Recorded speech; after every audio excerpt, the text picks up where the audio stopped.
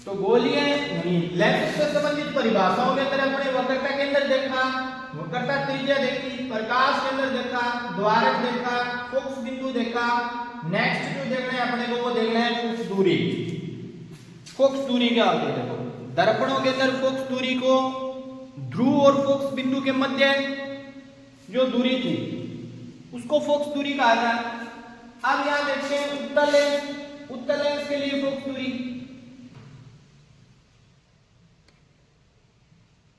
ये मुख्य अक्ष हो गया, समांतर आने वाली प्रकाश की किरणें प्रकाश की परत तक सीधी आती है और आगे जाके जिस बिंदु पर ऐसे मिलती है उस बिंदु को क्या बोलते हैं? फोकस बिंदु। ये प्रकाश केंद्र है, तो प्रकाश केंद्र और फोकस बिंदु के मध्य, प्रकाश केंद्र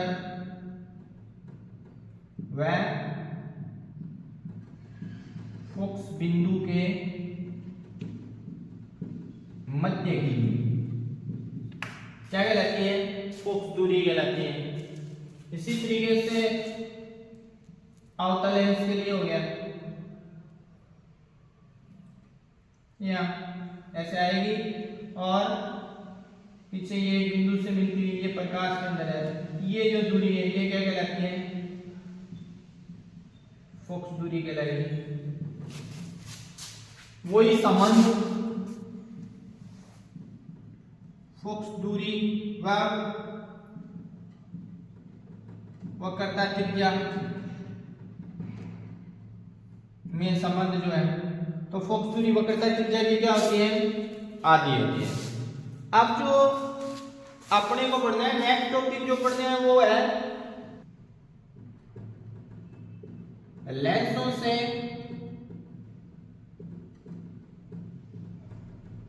प्रतिबिंब का निर्माण। अब लेंसों से प्रतिबिंब का निर्माण कैसे होता है? देखो प्रतिबिंब क्या होते हैं? वस्तु का छायाचित्र होता है जो दो या दो से अधिक प्रकाश किरणों के आपसी संयोजन से क्या है? निर्मित होता है। अब प्रतिबिंब वस्तु के प्रतिबिंब की प्रकृति का पता चलता है, आकार का पता चलता है, स्थिति का पता चलता है। इनके बारे में लेंसों द्वारा प्रतिबिंब का जो निर्माण होता है और लेंसों से प्रतिबिंब के निर्माण के जो किरणारेख होते हैं, किरणारेख, उनसे इन तीन बातों का क्या है? पता चलता है कि प्रतिबिंब की प्रकृति क्या है? वास्तविक है या आभासी है, आकार छोटा है या बड़ा है, स्थिति वो फोकस बिंदु पर है या वक्रता केंद्र पर है या फोकस बिंदु और वक्रता केंद्र के बीच है, तो स्थिति के बारे में पता चलेगा। अब है लेंसों द्वारा जो प्रतिबिंब बनते हैं उनसे संबंधित अपवर्तन के तीन नियम है। कितने नियम है? तीन। तीनों नियमों पर लेंसों के प्रतिबिंबों का क्या होगा? निर्माण होगा।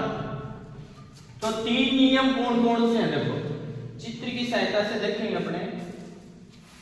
तीनों नियमों को याद करना पड़ेगा जिससे उत्तल और अवतल लेंस के जितने भी प्रतिबिंब हैं उनको सरलता से उनका किरणारेख बनाया जा सकता है और किरणारेख की सहायता से प्रतिबिंबों की प्रकृति, प्रतिबिंबों का आकार, प्रतिबिंबों की विशेषताओं को प्रदर्शित किया जाएगा। तो नियम उत्तल लेंस, उत्तल लेंस, ये उत्तल लेंस मान लो, ये इसका मुख्य अक्ष है।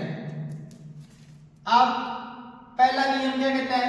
देखो जब प्रकाश की किरण मुख्य अक्ष के समांतर आती है और लेंस से अपवर्तन के बाद फोकस बिंदु से गुजरती है,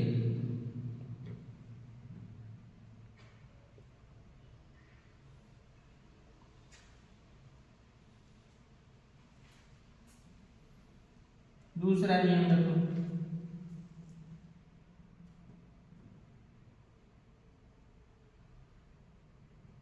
जब कोई प्रकाश की किरण फोकस बिंदु से गुजरती हुई लेंस से टकराती है और टकराने के पश्चात फोकस समांतर हो जाएगी। क्या हो जाएगी? मुख्य अक्ष के समांतर हो जाएगी। तीसरा नियम, प्रकाश की किरणें प्रकाश के अंदर से बिना मुड़े क्या निकल जाती है? सीधी निकल जाएगी। यही अवतल लेंस के लिए है।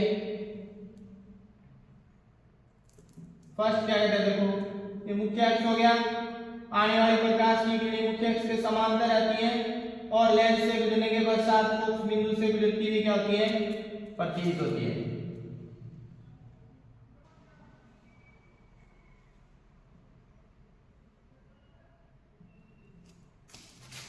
फोकस बिंदु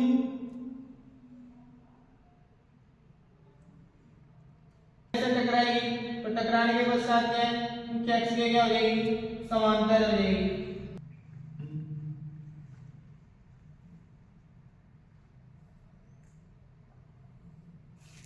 ये प्रकाश के अंदर से क्या निकल जाती है?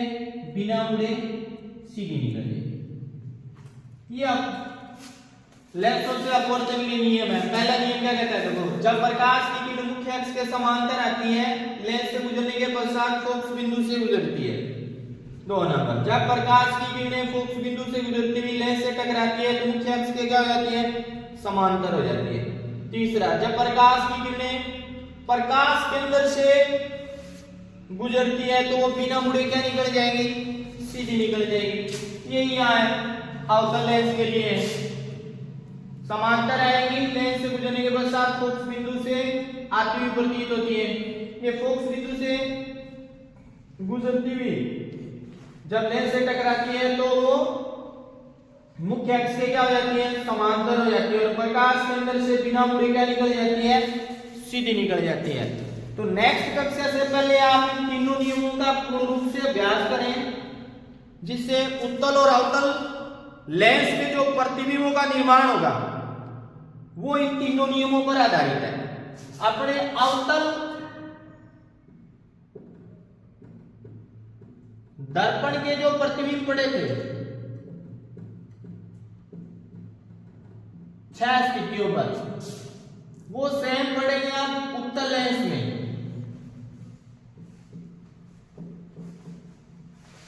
और जो उत्तल दर्पण के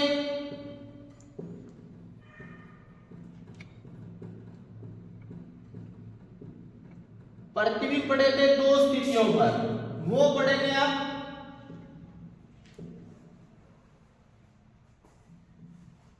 अवतल लेंस में।